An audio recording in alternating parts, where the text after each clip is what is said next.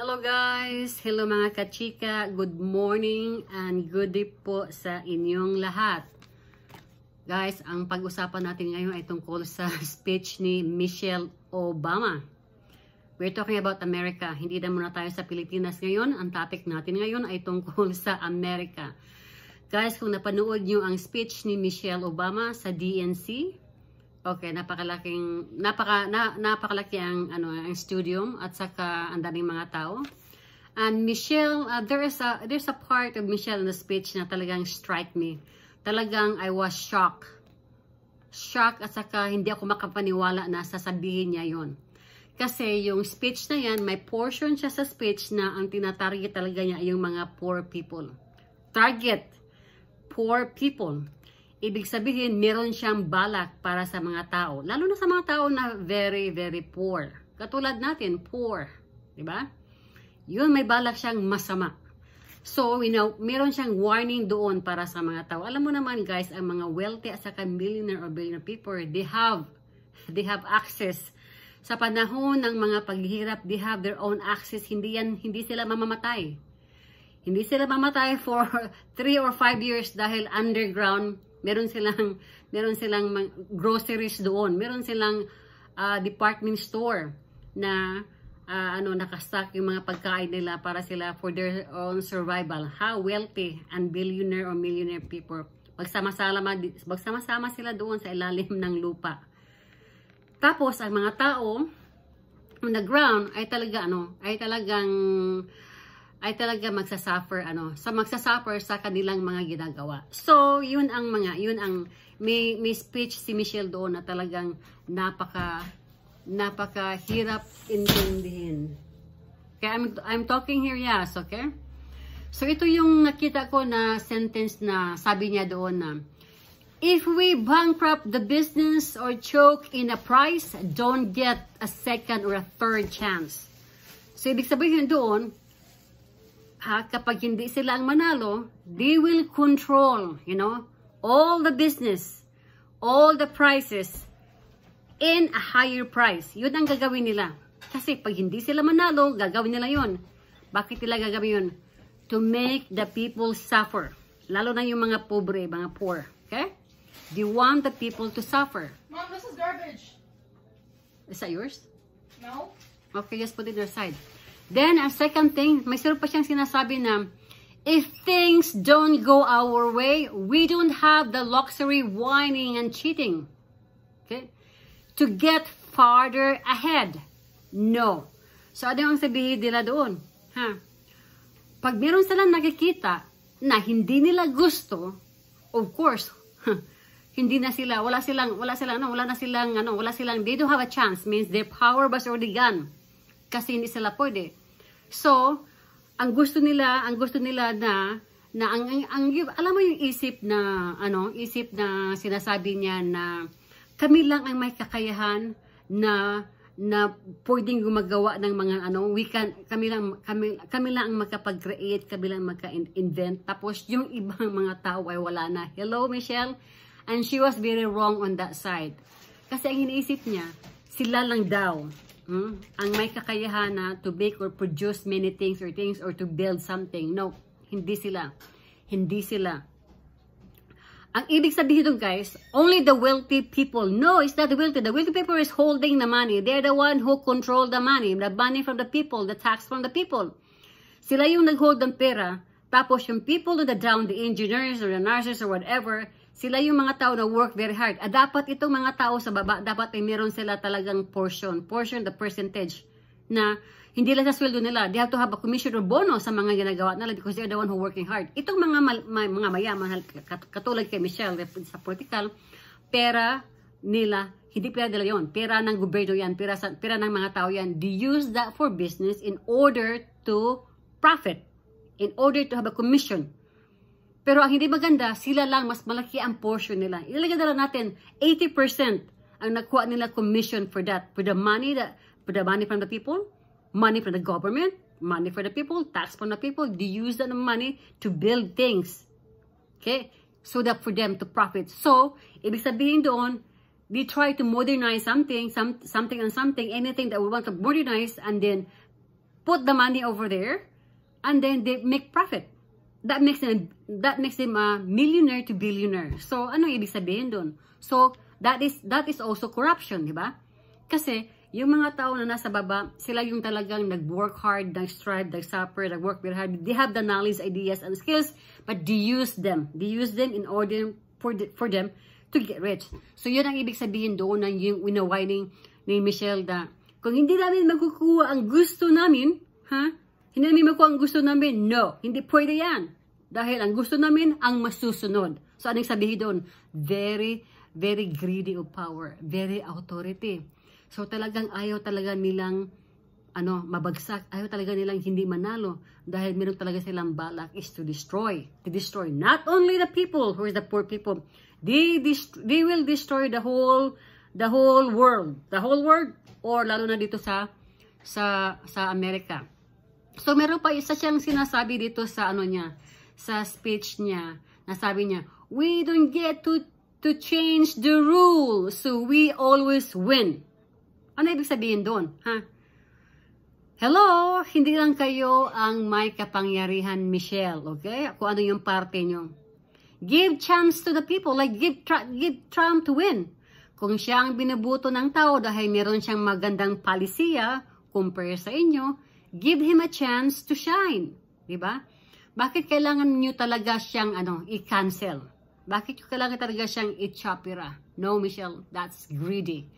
Ayaw ng Panginoon ng ganyan. You have to share whatever talent that your party is, how much highly intelligent you are, but your intelligence also is corrupt. Intelligence and corrupt, they mix together. So, yun ang guys, talagang napaka scary, di ba? Pero sabi naman ng Panginoon na don't be afraid, you have to be strong, di ba? Sabi ng Panginoon, don't be afraid, you have to be strong. Kung ano ang mga threat ni Satanas sa inyo, huwag kayong matakot dahil there is God. Okay? Yeah, there is God. If Michelle Campo gusto nilang i-destroy ang buong nation, destroy the nation or destroy the country, that means like they are Satan talaga. Talagang Satanas talaga sila. They are in the Satan side. So, kailangan talaga guys na please mga Pilipino sa Amerika, kung alam nyo to, talagang iboto nyo si Trump. Walang mawawala sa inyo. Kasi ang mawala niyan, itong mga milyonaryo at saka bilyonaryo. Dahil ang iniisip kasi nila, sila yung may-ari ng county nila, they build everything, sila ang yung nagbi-build. Dapat, build, hindi lang sila nag-build yan, is contribution for the people, di ba? Mga tao, may mga talent yan, mga tao nagbi-build yan. Pero ang gagawin nila, pag hindi sila manalo this time, yes, totoo yan, they will destroy. They will destroy, pero madi-destroy din sila. Yung mga wealth nila, yung mga billions at saka millions nila, ma-destroy din, di ba? Kasi yung sabi ng Panginoon nilagay kita sa top, it means nilagay kita dito sa the highest na ranko para to balance. Pero nagkamali ka naman, nagkasala ka, you create a sin. So, yung sin na create mo, ako din ang magpabagsak kayo. Yun ang sabi ng Panginoon Nasa Bible yan So, bababagsak talaga sila. Kung hindi nila matanggap-tanggap na matalo sila during this election, ibagsak pa rin sila ng Panginoon. Promise guys, this will gonna be happen. So, mag-prepare lang tayo talaga. Dahil this is a poor versus wealth. Okay? Poor versus wealthy people. Poor versus millionaire, poor versus billionaire. So, kailangan magsama-sama tayo mas marami naman talaga ang mga naghihirap So, I want you, if you feel that you never feel that your salary is enough, that you never get an increase for 25 or 30 years working in your job and you didn't get a good increase, that means na kinikorrupt din ang sweldo nyo sa chief officers nyo sa kumpanya nyo, dahil the chief officers also is a liberal party, is a cronies from the liberal party. So, these people come together, alam mo naman guys nagsama-sama sila to accumulate wealth, to become a billionaire and pass with their family. So, in the next generation, talagang mas marami ang maghihirap. Tapos, konti lang yung mga billionaires, di ba? Marami naghirap.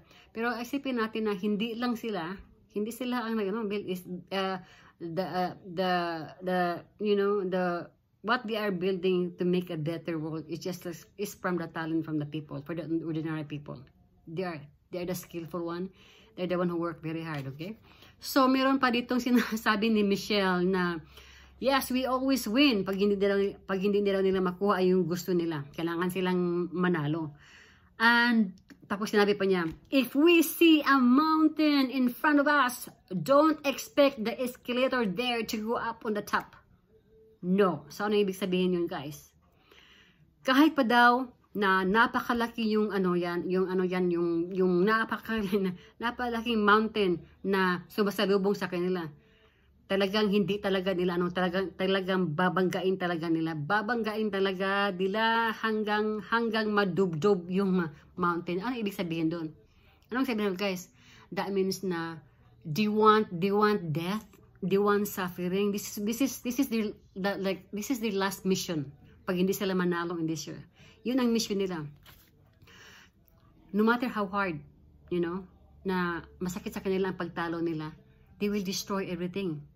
Hindi lang sa Amerika. Hindi lang sa Amerika ang i-destroy nila. They will destroy their own wealth. In a way, yung wealth naman nila is coming from corruption. So, ma-destroy din yan. God knows. God will punish them too. Kasi, wala na ang inisip nila eh. Wala na silang Panginoon eh. They don't believe in God.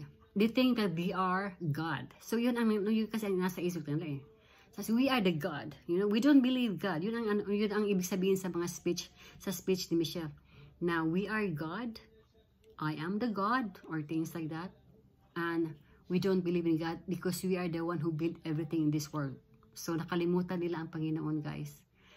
Pero, you know what? I am 100% they will not win in this election.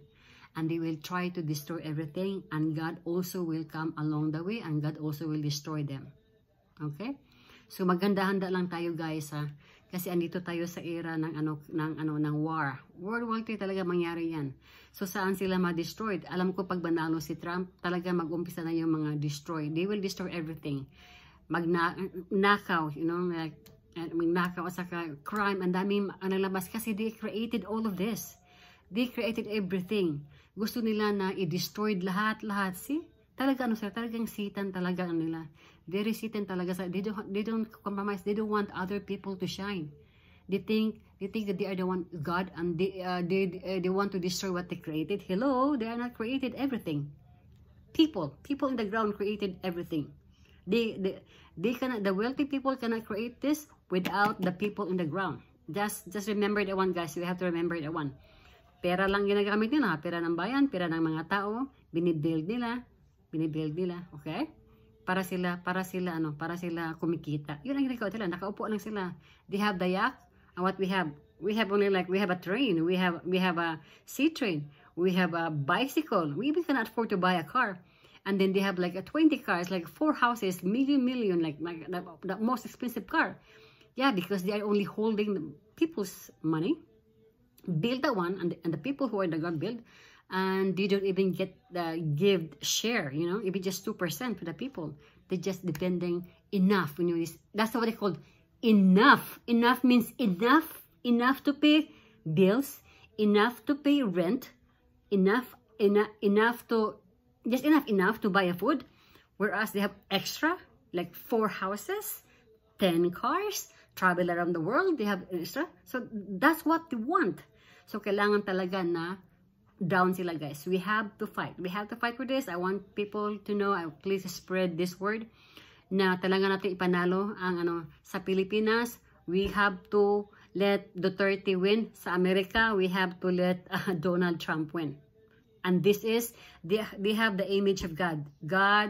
There's really God. This is really God, and the spirit of the people will come along. God will also come along, and Trump will win, and Duterte will win. That's all, guys, and thank you so much, and see you again tomorrow. Bye.